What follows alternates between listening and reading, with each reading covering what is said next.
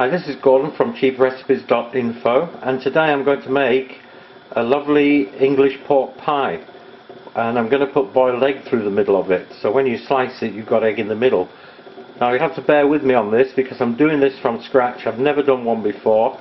I have a good idea how to do it, and what I've got in front of me is my ground pork, which I've just put through my own grinding machine. So it's shoulder of pork, or butt as you might say. I've got some plain flour, about 250 grams. I've got some chopped leek, because I'm going to put that in. At the back there somewhere there's some lard, which will melt in hot water for our pastry. I've got my water there, and I've got 5 large boiled eggs currently boiling away. And as soon as they're done I'll cool them down and we'll put them in later. But the first job is to mix our meat. So I need to season the meat with salt and pepper. So the first job is to prepare our ground beef. We'll be mixing that with the fine chopped leeks, 1 teaspoon of kosher salt and half a teaspoon of white pepper. So I'll go ahead and blend that. My boiled eggs are bubbling away there.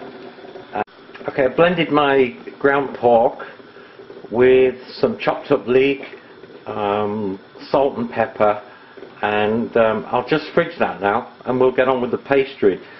So here's our lard, and it's in about 250 to 300 mils of water, and we're bringing it to the boil, and the lard will start to melt. It's starting to melt, it'll render right down, and once the whole pan is boiling we'll pour it in on top of our flour. My eggs are done, so I brought these up from cold, put 5 eggs in there, large eggs, and I let them boil for about 2 to 3 minutes, and then to stop the cooking process you put your eggs under a cold tap and let it run on them, and then they won't go all black. Like you see sometimes eggs are quite black when people overboil them. Oh well, it didn't go up in the air, that's good. That mix, blend it all together just as if you're making a bread dough, only don't forget it's red hot. Just keep going around till you've got it all mixed. And we just knead it a little bit like you would with bread. Remember it's hot or warm, so you can see the steam coming off it.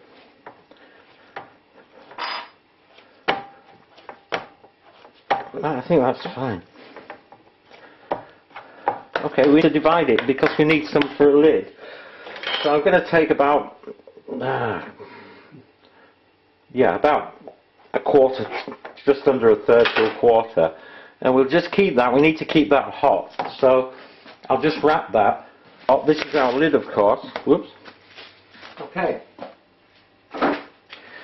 So what we need to do now is to just get this to roughly the size of our tin, like so, and drop it in the tin. Hope you can see alright. And then we just need to work it up the sides of our baking tray. And just keep working it. I don't know whether I've made enough or not. Like so. It's very pliable, so. And if you press down in the bottom it will creep up the sides a bit.